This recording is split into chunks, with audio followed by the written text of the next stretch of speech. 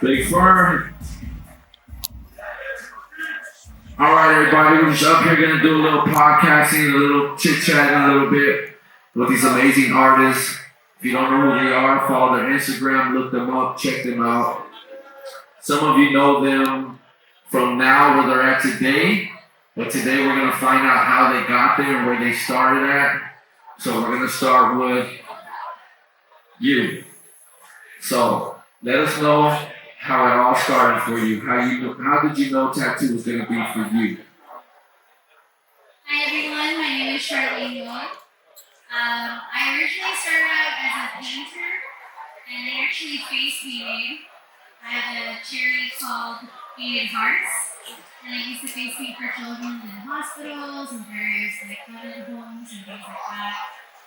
For me, my first experience with making art on someone was painting a girl at the Santa Ana Soup Kitchen. She came up to me and she wanted a butterfly on her face, and I didn't know what I was doing, but I tried my best. And after I painted on her, she looked at herself in the mirror. She had the biggest smile on her face. She sat straighter. I noticed what making art for somebody could do for them, and from there on out, I was set on having humans paint my canvases, and there I went into body painting, and then a more permanent version of body art, which was tattooing. And honestly, I never looked back. I can only look forward. I'm excited to see where my creative journey takes me.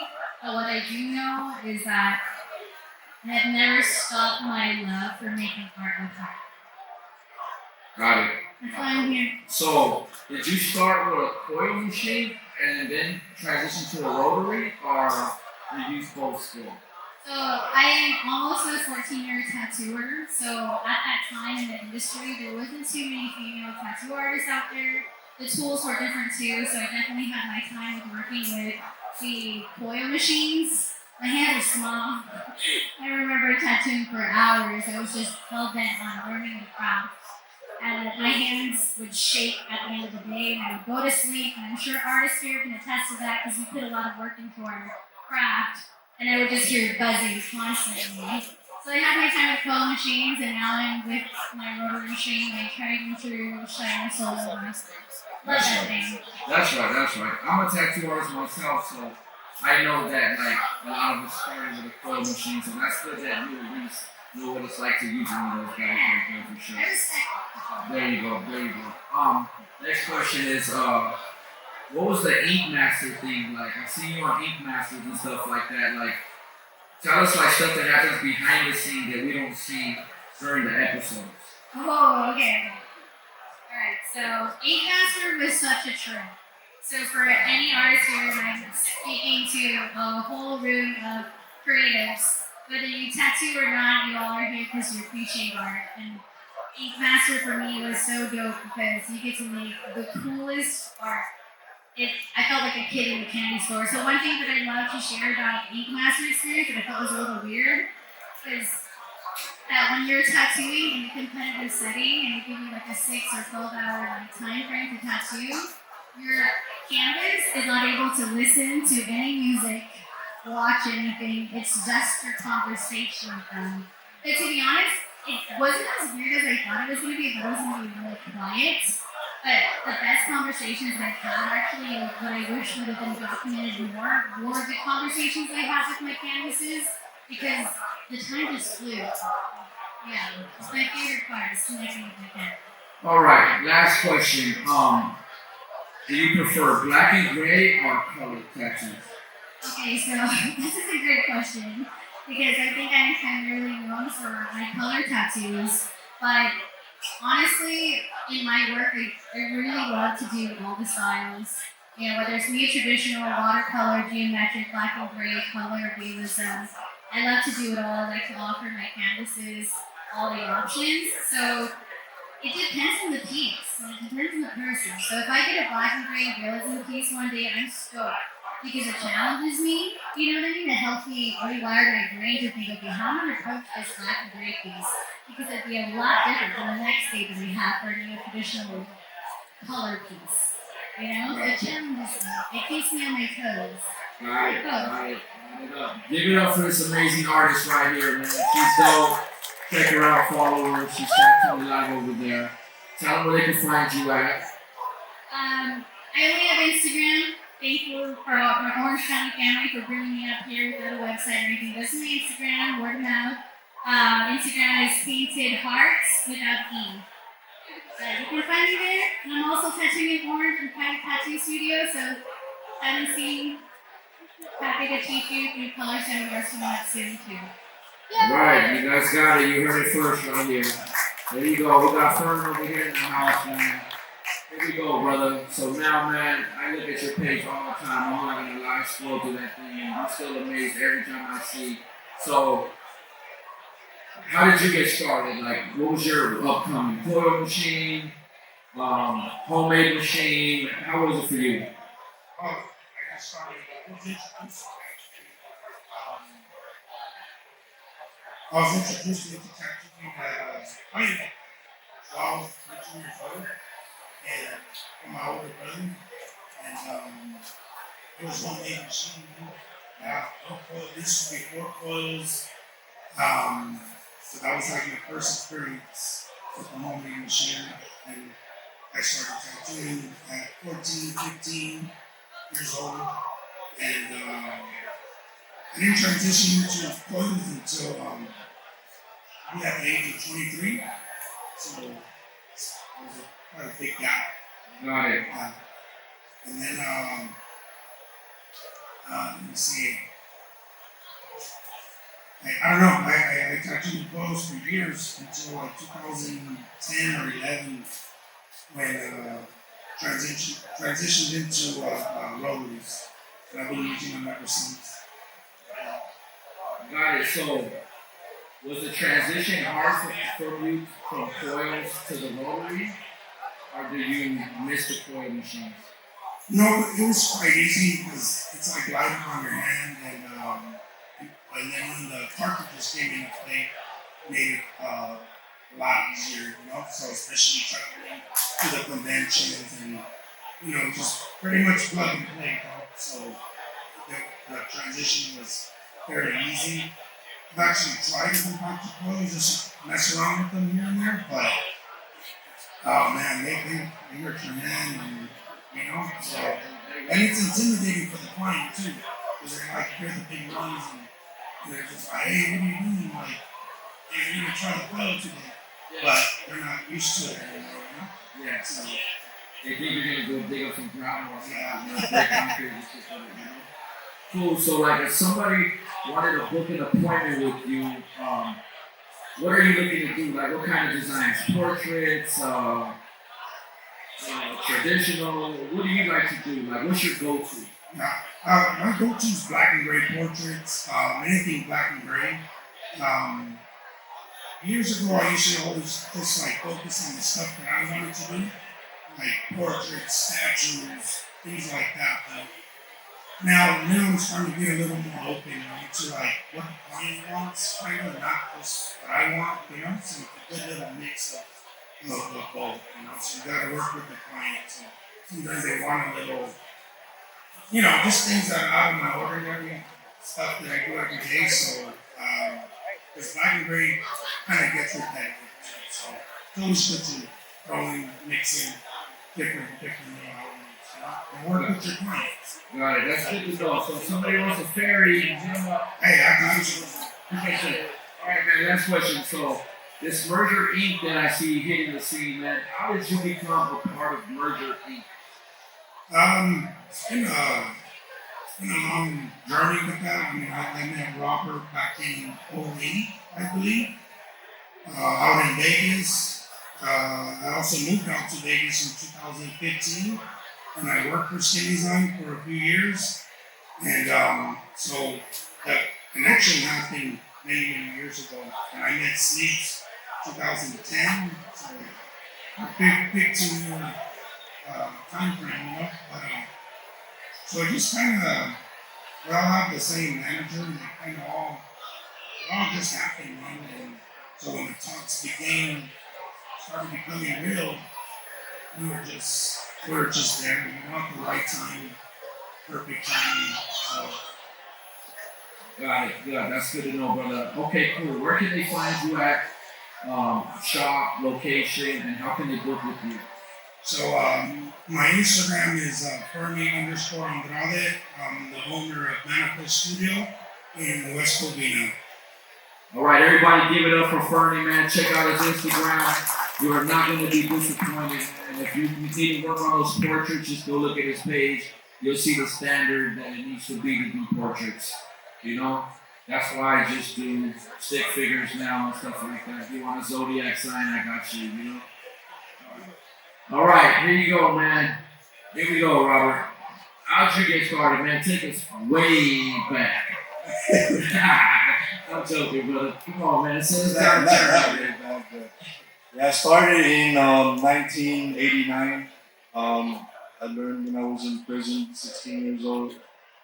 YTS is where I started, and I just immediately just fell in love with it, and coming from the streets and then having art background, I just felt like when I started seeing the tattoo work that was coming out of there, it resonated with me. I learned right away, and then I just fell in love with it. And then, once I got really good in there, and just started making a living for myself. Yeah. Survival. I didn't have anyone take care of me or whatever, so tattooing was the only thing that saved me. And kept my canteen and all my coffee and everything I needed. But it was good. Yeah, for sure. That was the time, definitely, the Western Union or money orders or something you gotta send home.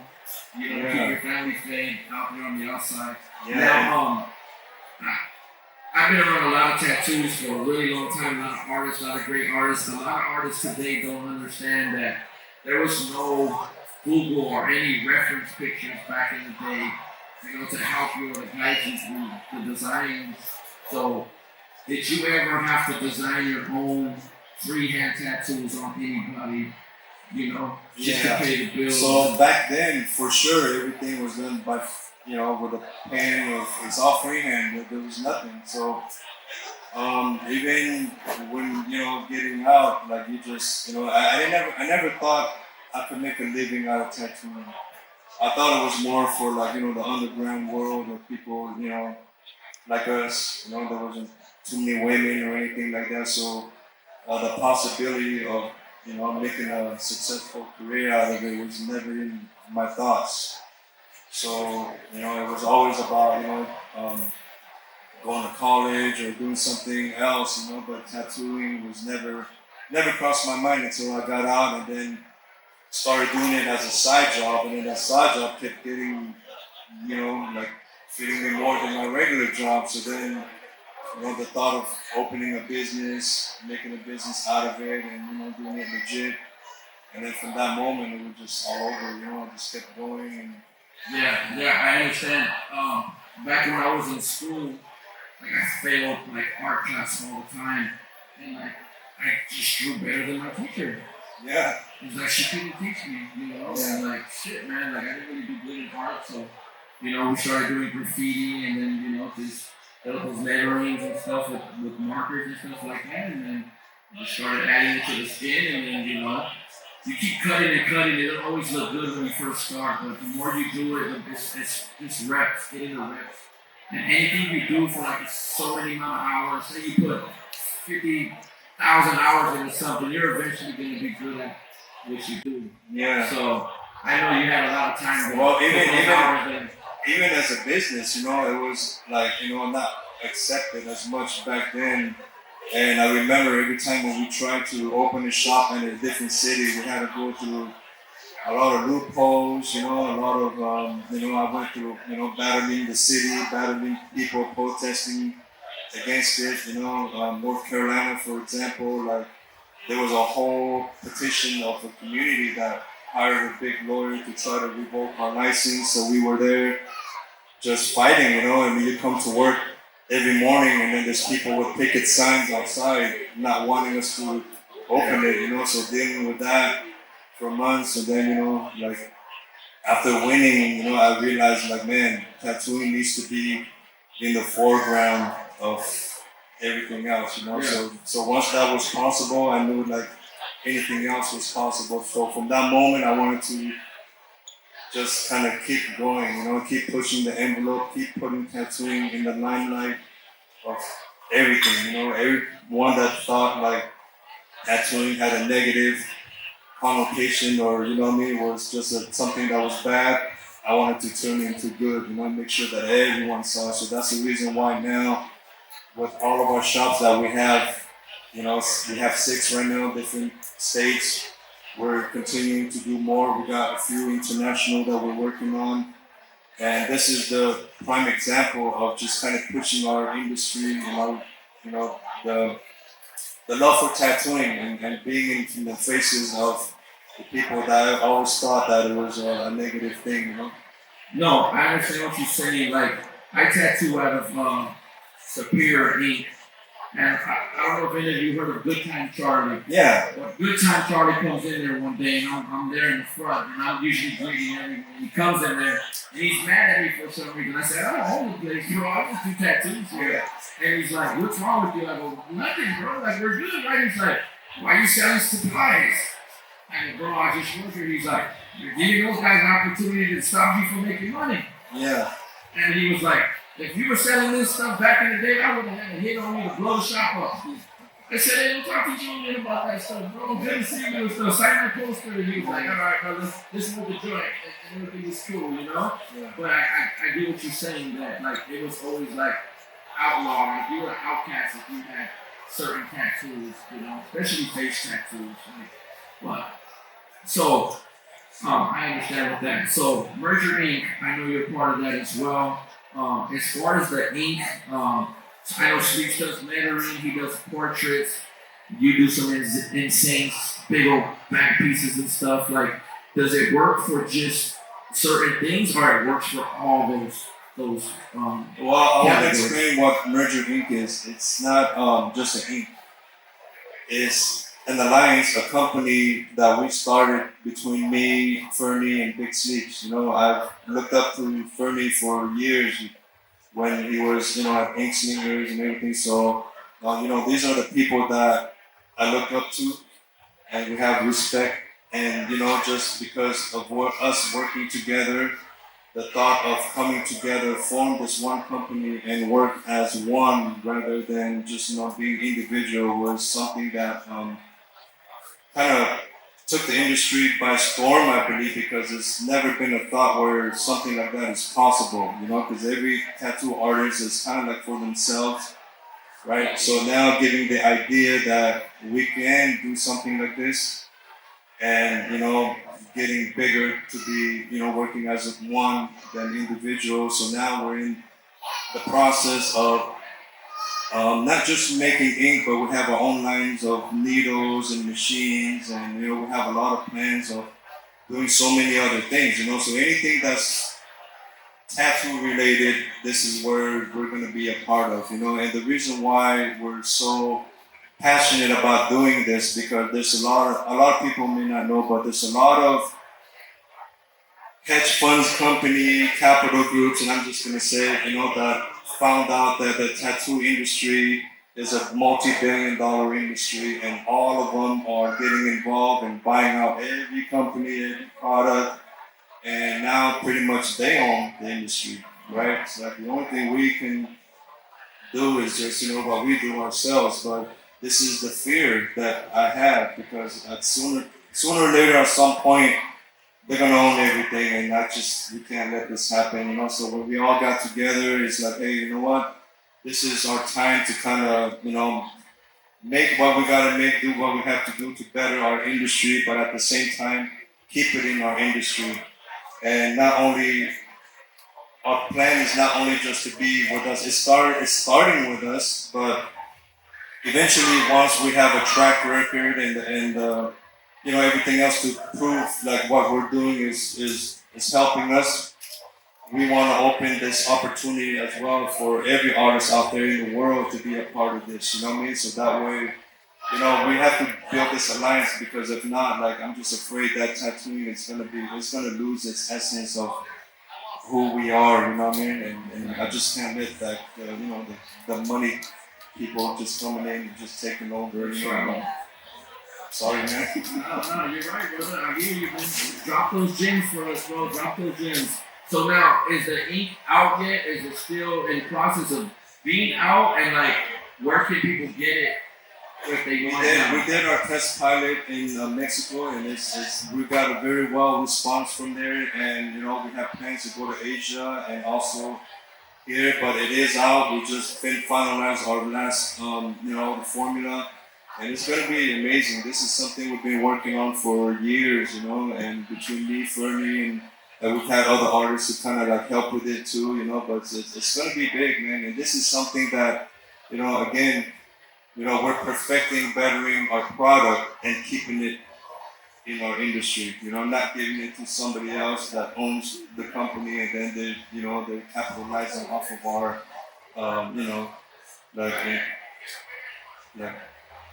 whatever, if you tell them, you know, hey, you gotta fix this or this and that, you know, we're helping their company, not us really, you know what I mean? Yeah.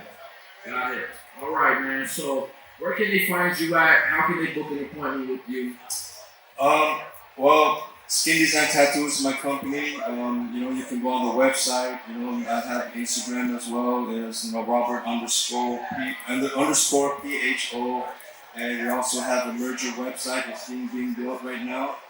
And just stay tuned, guys. I think our first launch, we're planning on doing it sometimes the end of this month. We'll see how that goes. You know, we have many more other things coming in the works. And looking forward to, you know, everybody checking it out, supporting us.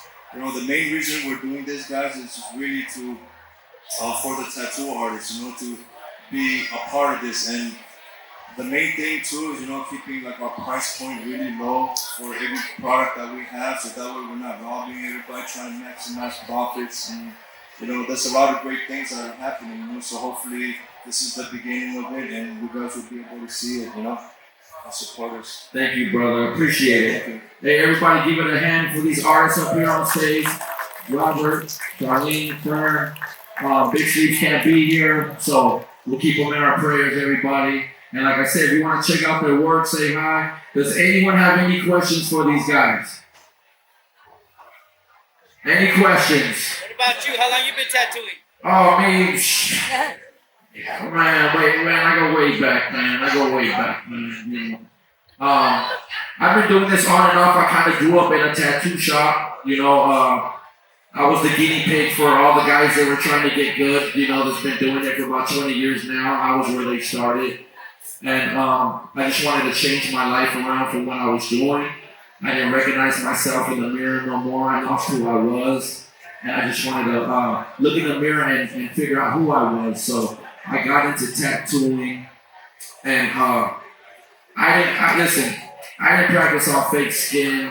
I was doing really bad. I told him a story earlier. I won't share with you guys because it's kind of personal. But I looked out the window one day. My mom brought me a machine, and I plugged it in, and that thing started going, right? And there was these two guys walking in the alley, and they were like, "Hey, I'm next." Right? I didn't even have a needle to go with it. Man, one of my buddies called me up. He's like, "Man, I got all this stuff. I don't use it no more." So he brought it to the house. I told those guys that were walking by, "Come by tomorrow around the same time." Shit, I was tattooing. Were the tattoos good? Hell no, but I needed to tattoo to get better, and they didn't have a school to teach me, and nobody wanted to show you, because like you said, it's competitive. You know, I would ask someone, what needle do I use for this? They wouldn't tell me. So all the people that allowed me to tattoo them to get here today, I appreciate you guys, because real skin is totally different than fake skin. It moves, it bleeds, it yells, it cusses at you. Fake skin just sits there and it's like a perfect thing to tattoo on. So yeah, so sometimes you just gotta want it. It has to be a passion. I don't even have no schooling for it. I just jumped in it and I said, you know what, I'm gonna do it. I'm gonna become somebody. And that's what I did. I just believed in myself. I never counted myself out. I kept pressing forward, and now God's blessing me to be on the stage with these guys right here. So that's a little bit of my journey. It's my testimony. And God bless everyone. My name is Rilla at Rilla Inc. On Instagram, you can find me there. You can see me at the Big Sleep Studio. I'm always there with them all the time and stuff. I'll be in Philly in January at the Big Sleep booth tattooing. So anybody got any questions for anybody up here, now's your chance to ask them. Because sometimes in life you only get once in a lifetime chance. So don't miss it. So if you got any questions, ask them now. What's the best advice you can give to an apprentice? No, you come and ask them. Oh.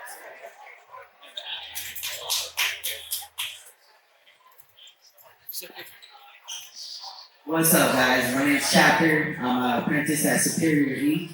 What's the best advice you would give to an apprentice who has passion and wants to be where you guys are in a couple of years?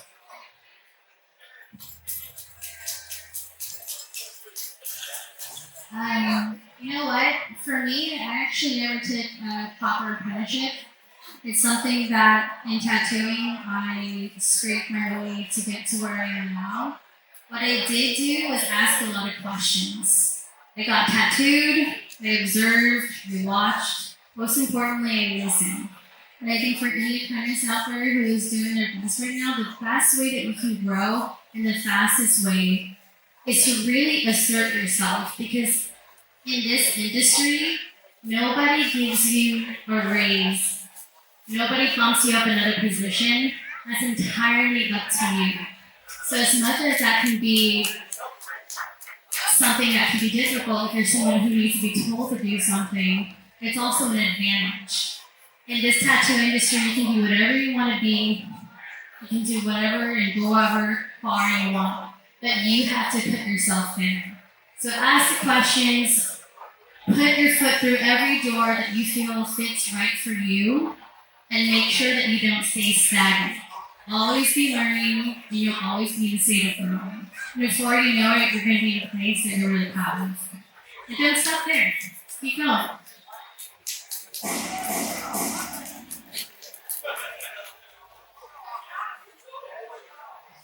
You said you have an apprenticeship already? You have one right now? Yes, sir. So you're already like 10 times ahead, bro. That's like your first smart move instead of trying to do it yourself. Like I never had an apprenticeship. I was hired, and I just took it there, bro. Like with no direction, and you just work hard, So the fact that you took that initiative and you do have a proper apprenticeship, bro, you're starting off your career in the right path already. So a lot of people just young artists try to do it on their own, and that's all good too. You gotta do what you gotta do, but the fact that you started there already, it's a huge plus. And just work hard. It's gonna get hard. It's gonna get harder. And even when you get good, it's just gonna continue to get harder and harder. There's more in demand, more clientele. Your competition out here is crazy. So it doesn't get easier. And even when you hit certain heights, the doors just get bigger and bigger, man. But it's all fun, it's all good. Do the hard work now, sacrifice now. So when you're well older, you'll be better off. Good. Anybody else got any questions? Joey. What do you guys think? What do you guys think like the most valuable part of having like a real close-knit tattoo community is to some of the younger ones that haven't been exposed to some of the stuff like the OGs would do, like hang out together at the after parties, all the events, things like that. What do you think is the most valuable part of keeping that community alive? That's the both of you guys. Well, I think like conventions like this bring more tight-knit conventions like this bring the community together. So this is a great start too, right here. And keeping the unity together so part of it. I think as a shop owner, right, a leader, I think you should be in charge of kind of bringing everyone together. I think to me that's the most important thing, treating everybody as family. and that's the only way to grow, uplift one another, right? It's which has been our success, throughout the years. The amount of people that we have helped, apprentice, or whether they're with us now or not, right? Everyone that has came to us has gone better one way or another, and it's because we instill that family-like vibe in our studio, and it's not easy, So to any apprentice out there, like our shop, for example, there is no days off, for the apprentices. I mean, they're tattooing every single day, and that's it. If you can't do that, it's just not for us. We operate on a different level, and it's just that type of work ethic that has gotten us to be where we are. So if we're trying to be somebody like us, for example, right? That's the type of mentality you gotta have. You gotta have that stamina. You're gonna go through a lot of ups and downs, because the road to success is never easy. So you will fail, you will want to quit. I many times wanted to quit myself, and it's just that reminder of don't quit, no matter what. If you're going through a bad day, whatever, you just gotta keep pushing. And don't be comfortable. You're comfortable. Comfort, they say, is the enemy of success, and I believe it. I actually really like your question. But to piggyback back off of Robert, I agree. This is a tough industry to be in, and I think that it's important for things and gatherings exactly like this. When you look around, you can see all the attentive faces over here, and we're all gathered, we're all together. I can tell that you guys are all eager to be a part of this. And what we have here is something so special.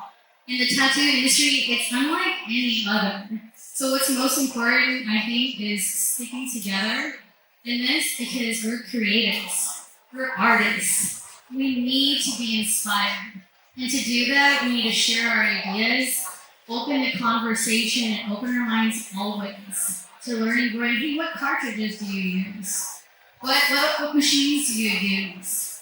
And this is what's going to elevate all of our art collectively to where it is now. I'm walking around the room, and there's some sick art in here. You guys just go off. And when I tell you that the creative synergy that I feel in these exact gatherings elevates me, motivates me, inspires me. I'm always tattooing conventions because I can't wait to work out of that creative energy that you guys pull together. So thank you guys for being here. This is exactly what we want to do for each other. Uplift each other, listen to each other, help each other grow. And I hope that we can continue to gather just like this.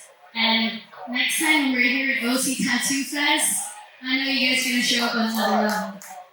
I can't wait.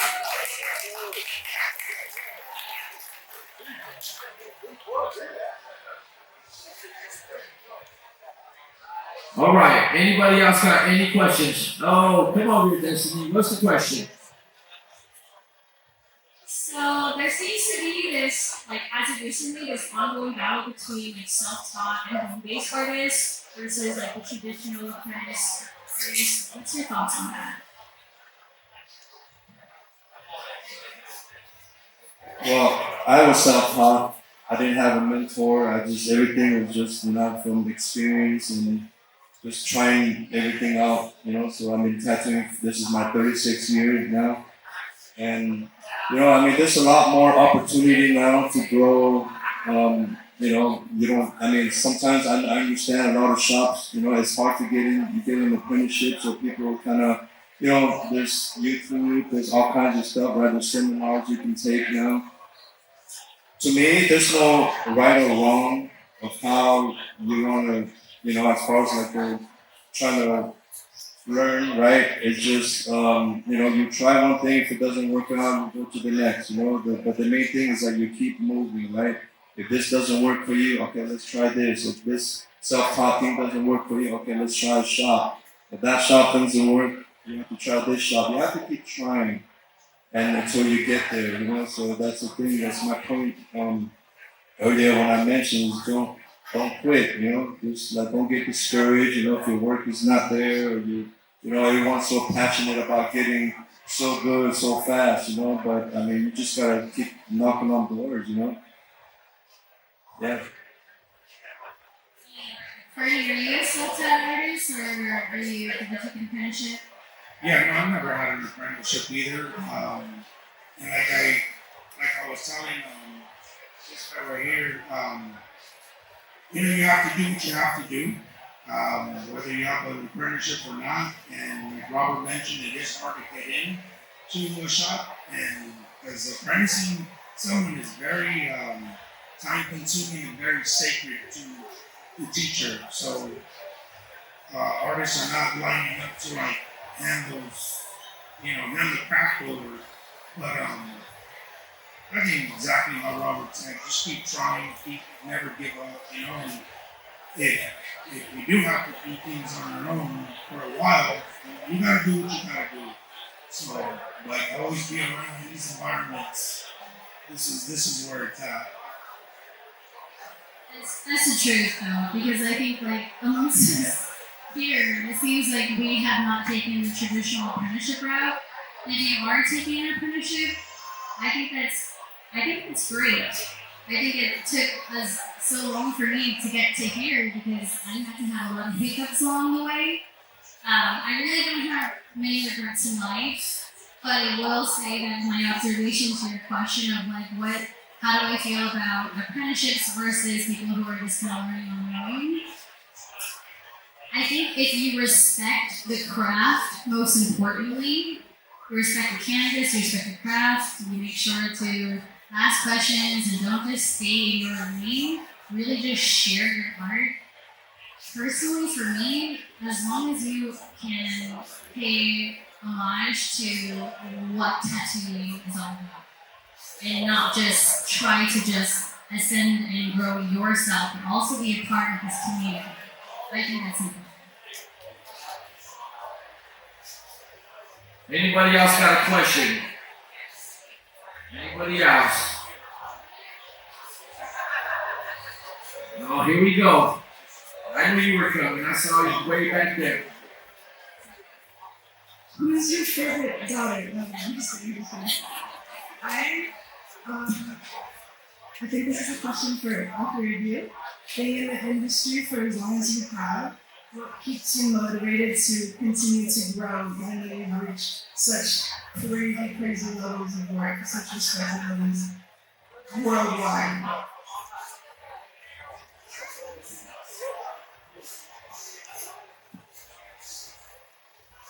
I think for me, it's about legacy now because two of my sons have apprentice, and it's not about me anymore. It's about their careers now. So that's and that one runs deep. So it's not just like I said. It's not just about me. I have my two boys that work alongside with me every day, just like you guys do. So to me, that's what that keeps me going. So. I think for me, just growing up the way I did, you know, from, you know, becoming refugees and, you know, going through all the stuff that we've been through, that I've been through, you know, with the prison and all that stuff, I felt like I wasted a lot of years, a lot of time in my life, you know, disappointed my parents, and you know, now it's kind of like, you know, I have this ambition inside of me that just doesn't want to stop, you know. I constantly work while I sleep, you know, I'm just constantly going, and my brain is just, it's on a different level, you know. I feel like there's so much more that I want to do. I feel like my career is just starting. And it's not just tattooing by itself, but it's just everything else, you know. And I have so many things in the works, you know. I'm 54 now, but I feel like I'm just starting out, you know. I feel like the best part is yet to come, you know. Like I said, with this merger thing right now, you know, all these products that we're making, you know, bettering the community, this tattoo academy that we're about to start. I'm going to give a lot of my time to kind of dedicate myself to all my students and things like that. I'm still tattooing 5 days a week, so I know I'm going to have to kind of give up one thing or another. But I'm just very, very passionate about everything that I'm doing. I feel like the clock is kind of running out, and I'm just, I want to do everything, and I'm running, I'm doing the best I can, and I'm just enjoying the moment, enjoying the journey, and like all my people that are all around me, they inspire me, like just watching them kind of doing what they do, it's kind of almost like a replica of me, and it's just, um, still to this day, I still haven't had anybody that has outworked me yet. The new guys or new or old, and everyone can kind of test to that. And I'm still planning on being on top, and it's gonna take a long time for anyone to come and try to do what I'm doing right now. So I'm gonna go to the grave because a lot of people tell me, oh, your health and this and that, you don't sleep enough, but if that's the way I gotta go, then that's the way I gotta go, This is tattooing for life for me. I respect that so much. I've definitely seen Robert work till the morning times. And I think I can say this for most of us in here who are artists, is that we really don't get much sleep. We're different crazy. And I like it that way, to be honest. Like for me, what keeps me motivated is the people that I get to make art for. My little sister was diagnosed with lupus when she was 13. She's been in critical condition for a majority of her life. And I've had the opportunity to tattoo her and so many other people who are going through their own personal battles. My little sister's my hero. She teaches me to be kind and to be patient. And the way that I can give back, that I know I can do it my best, is through my art. That is my love language. My love language is giving my art to others, and that's what motivates me. Knowing that it can impact that person in either a small or a big way. I know I can sleep well at the end of the day, however long or short my life will be. I want to make sure that I live my life authentically, and I choose to live it for others. And doing that, it brings me a whole different type of energy too. So 3 to 4 hours sleep club over here. But yeah, we just keep going. All right, everybody, we're gonna wrap it up. You're smiling. You got a question? I'm joking. I know you guys are besties. All right, we're gonna wrap it up. Give a round of applause for these guys right here for coming up. Guys and girls up here doing the thing. And when we get back to the convention, start getting the tattoo contest going. Let's finish the night in a good way. And I appreciate everyone. Brother.